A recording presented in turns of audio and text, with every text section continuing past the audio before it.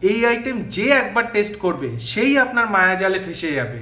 সে পাশের বাড়ির বৌদি হোক বা কাকিমা, দুর্দান্ত টেস্ট হয়। তাই সবার প্রথমে হাফ কিলো চিকেনকে ধুয়ে ধাইয়ে তার মধ্যে দিয়ে দিলাম হাফ চামচ নুন, হাফ চামচ গোলমরিচের গুঁড়ো আর 2 চামচ আদা রসুনের কিমা। এবার সব কিছু ভালো করে মেখে আধ ঘন্টা পুরো সাইড করে দিন।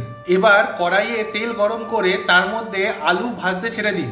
আলু কিন্তু এখানে কম্পালসারি নয়, আপনারা না চাইলে নাও দিতে পারেন। আলুর গায়ে যখন লাল লাল স্পট চলে আসবে তখন তুলে নিন। এবার ওই তেলের মধ্যে চিড়ে রাখা 3টে শুকনো লঙ্কা, হাফ চামচ মৌরি, সঙ্গে 1 বাটি কুচানো পেঁয়াজ এবার 2-3 মিনিট ভালো করে ভাজতে থাকুন। পেঁয়াজের যখন গায়ে রং চেঞ্জ হওয়া শুরু হবে তখন দিয়ে দিন কাঁচা লঙ্কা।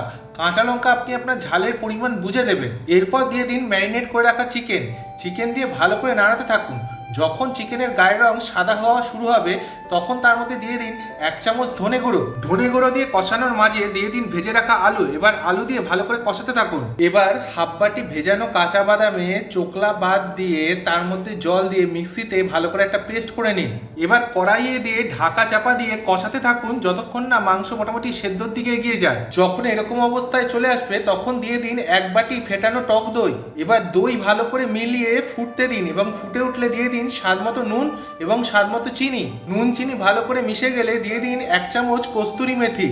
এবার ঢাকা দিয়ে চিকেন আর আলুকে ফুল সেদ্ধ করতে বসিয়ে দিই। এবার লাস্ট ফিনিশিং এর জন্য 1 চামচ জিরে, লবঙ্গ, এলাচ এবং দারচিনি শুকনো কড়াইতে ভেজে ভালো করে গুঁড়ো করে নিন। এদিকে চিকেন আর আলু যদি ঠিকঠাক সেদ্ধ হয়ে যায় তখন তার মধ্যে এই ভাজা গুঁড়ো মশলা দিয়ে ভালো করে মিলিয়ে নিন। এবার সবার শেষে কুচনো ধনেপাতা দিন, ভালো করে মেশান আর নামান।